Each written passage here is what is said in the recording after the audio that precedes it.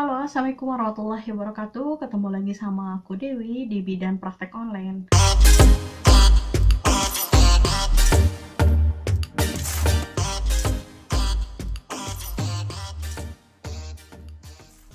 Kali ini aku mau bahas tentang bagaimana cara menyikapi ataupun langkah seperti apa jika sedang hamil di masa pandemi corona ini.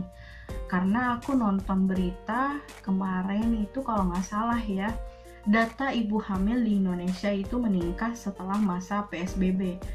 Jadi tetap simak video aku biar kalian semua bisa menambah wawasan mengenai bagaimana menyikapi masa kehamilan di pandemi virus corona ini. Banyak sekali ibu-ibu hamil pada saat pandemi virus corona ini. Jadi sebenarnya sih tidak jadi masalah ya kalau ini terjadi sebelum masa pandemi corona.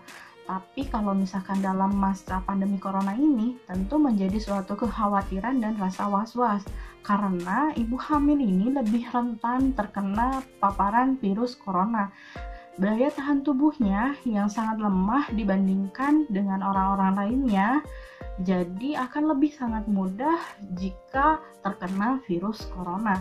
Tenang aja, gak perlu khawatir dan tetap waspada, gak perlu takut berlebihan. Kita masih tetap bisa menjalani kehamilan ini dengan baik, dengan sehat, sesuai dengan anjuran-anjuran yang pemerintah terapkan.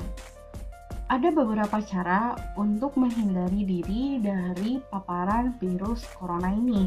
Yang pertama adalah ibu, keluarga, ataupun suami harus rajin mencuci tangan. Cara mencuci tangannya bukan hanya sekedar mencuci tangan di air mengalir yang bersih. Ya sebenarnya sih mencuci tangan di air mengalir itu memang membersihkan tangan, tapi tidak membersihkan virus. Kalau misalnya ibu ingin membersihkan diri dari virus, berarti harus menggunakan sabun. Dan cuci tangan itu minimal 20-40 detik. Jadi jangan buru-buru ya untuk mencuci tangannya, biar terhindar dari virus corona. Dan ajarkan juga kepada anak di rumah ataupun anggota keluarga yang masih kecil yang belum paham gitu ya.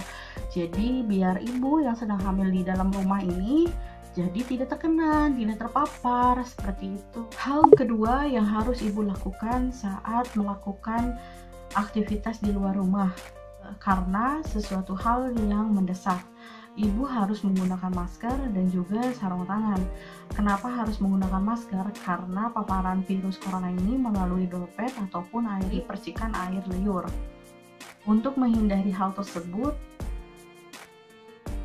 ibu dianjurkan untuk menggunakan masker, baik masker medis ataupun masker kain. Untuk masker medis harus digunakan hanya 1 kali penggunaan. Jika ingin menggunakan masker kain bisa digunakan berkali-kali, namun harus dicuci dengan deterjen, kemudian dijemur di bawah sinar matahari. Penggunaan dari masker kain ini tidak boleh lebih dari 4 jam. Dan juga saat ibu menggunakan masker, dianjurkan untuk tidak memegang bagian luar dari masker saat tangan tidak bersih.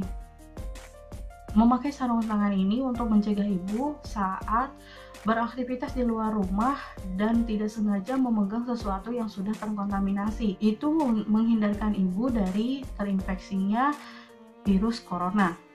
Yang ketiga, ibu dianjurkan untuk tetap melakukan pemeriksaan pada masa kehamilan, baik secara online ataupun langsung menemui dokter kandungan ataupun bidan, dengan catatan ibu harus melakukan janji temu terlebih dahulu agar tidak terlalu lama di tempat fasilitas kesehatan. Kenapa pemeriksaan kehamilan ini sangat penting bagi ibu?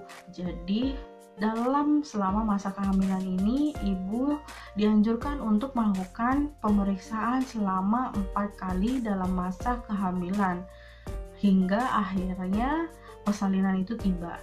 Dan kehamilan ini sangat bermanfaat. Tujuan pemeriksaan kehamilan ini untuk meningkatkan dan menjaga fisik ibu dalam mempersiapkan kehamilan dan persalinan ataupun nutrisi dalam kehamilan. Kemudian pemeriksaan kehamilan ini bermanfaat juga untuk mendeteksi apakah adanya kelainan ataupun komplikasi, mempersiapkan apabila adanya komplikasi ataupun kelainan. Kemudian juga memberikan pengetahuan kepada ibu dalam menyusui anaknya saat ketika melahirkan, konseling bagaimana memberikan pengasuhan tumbuh kembang bayi secara fisik, psikologis, mental. Walaupun pemeriksaan kehamilan ini sangat penting bagi ibu hamil, tetap dokter juga menganjurkan ibu untuk tidak terlalu sering melakukan kunjungan pemeriksaan kepada dokter kandungan ataupun bidan. Jadi, ibu harus tetap mewaspadai apabila ibu mengalami beberapa gejala seperti mual, muntah yang sangat hebat, kemudian sakit kepala, mempunyai darah tinggi, pecah ketuban, ada pendarahan pervaginam, nyeri perut bagian bawah ataupun kontraksi, sehari itu tidak merasakan gerakan janin, dan juga kejang-kejang. Bila ibu merasakan salah satu gejala tersebut, harus segera datang ke rumah sakit ataupun ke fasilitas tenaga kesehatan terdekat agar ibu bisa mendapatkan pertolongan pertama. Buat teman-teman yang sudah menonton video aku, semoga video ini bermanfaat dan bisa menambah wawasan kita semua.